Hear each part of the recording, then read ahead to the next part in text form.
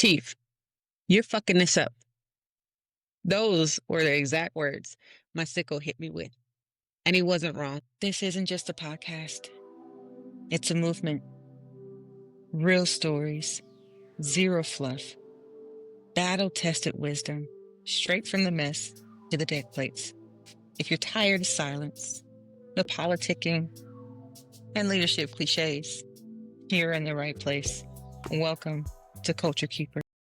Welcome to Culture Keeper, the podcast that bridges the gap between junior sailors and senior leaders. I'm Jessica Hardemon. Today, I'm going to take you into a moment that I'm glad that I can't forget. It's the leadership lesson that nearly broke me. And if you've ever felt like you were drowning as a new leader, this one is for you. So let's get after it. All right. So I just made chief.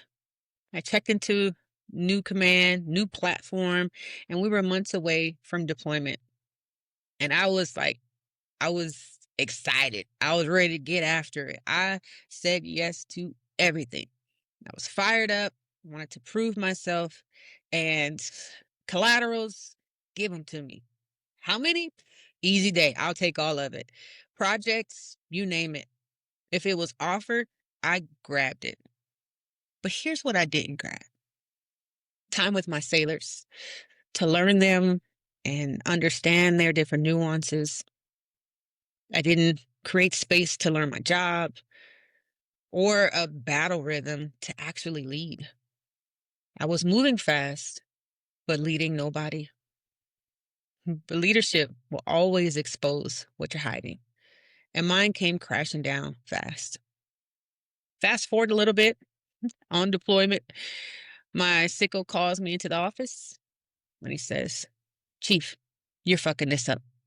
And he goes on to list to me where I was falling short, what I didn't even have on my radar that I should have had on my radar, and how I just was royally screwing things up. And there was some anger and irritation there, but what rang the heaviest for me was the disappointment that I'd heard in his voice. Now, it wasn't that I didn't have the knowledge and know-how per se. It was that I didn't know how to prioritize, nor did I feel comfortable with saying no to the things that in the end really didn't matter.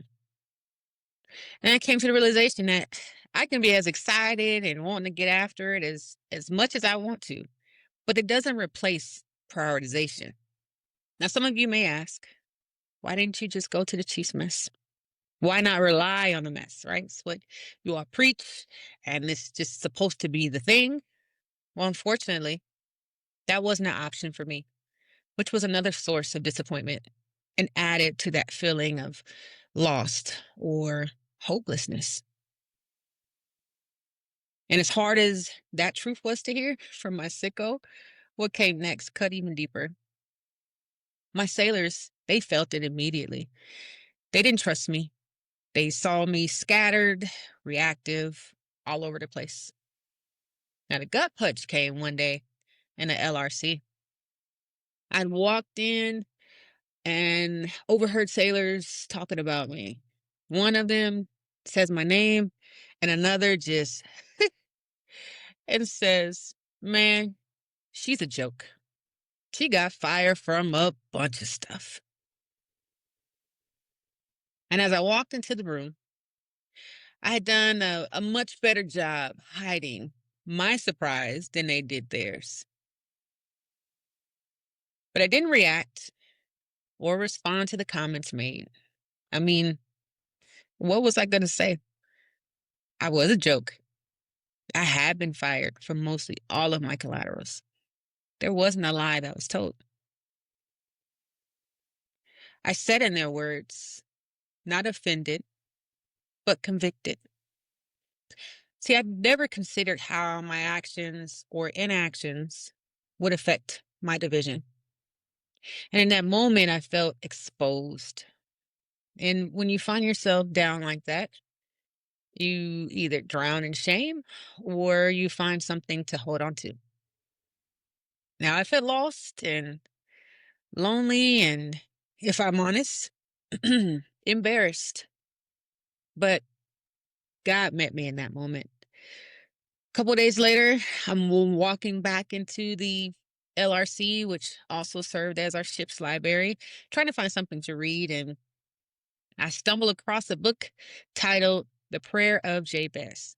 And that comes from, what is it, First Chronicles 4 and 10.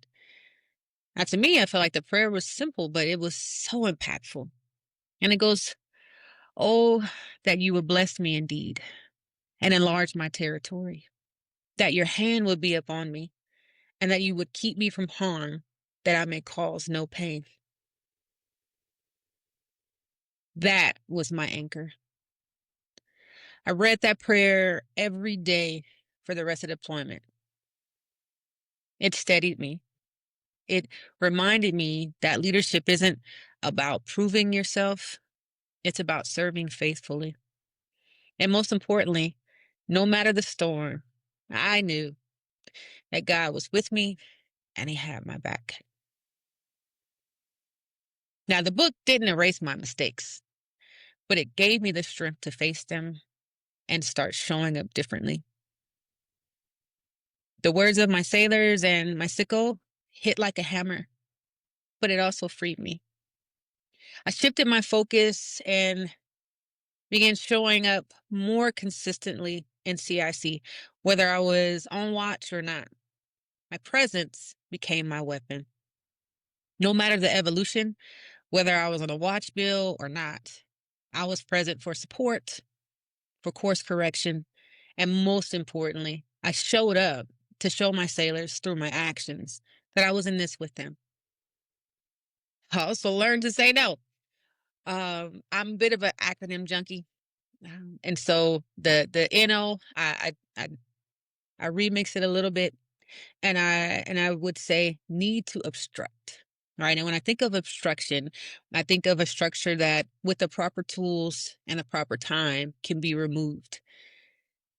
And my approach to things was just that. For what I have to get after right now, what are the things that if I take on will obstruct me from getting after what needs to be the priority? And what this did was open the door for dialogue with my leadership, with my sailors, to explain the what's and the whys of my prioritization. It gave me time to find my footing, and it showed not just my leadership, but my sailors that they had a leader who understood the unspoken expectations, as well as someone who could be transparent and willing to have the hard conversations. One of the best benefits, my sailors began to trust again, not from words, but from consistency. And that's when it finally clicked. And leadership, it wasn't about doing it all. It was about showing up where it mattered. So here's what I learned. Presence beats paperwork.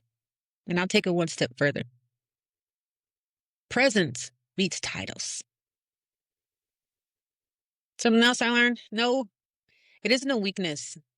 It's leadership clarity. And your sailors, they don't care how busy you are.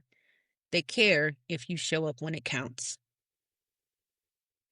You will make mistakes, big ones.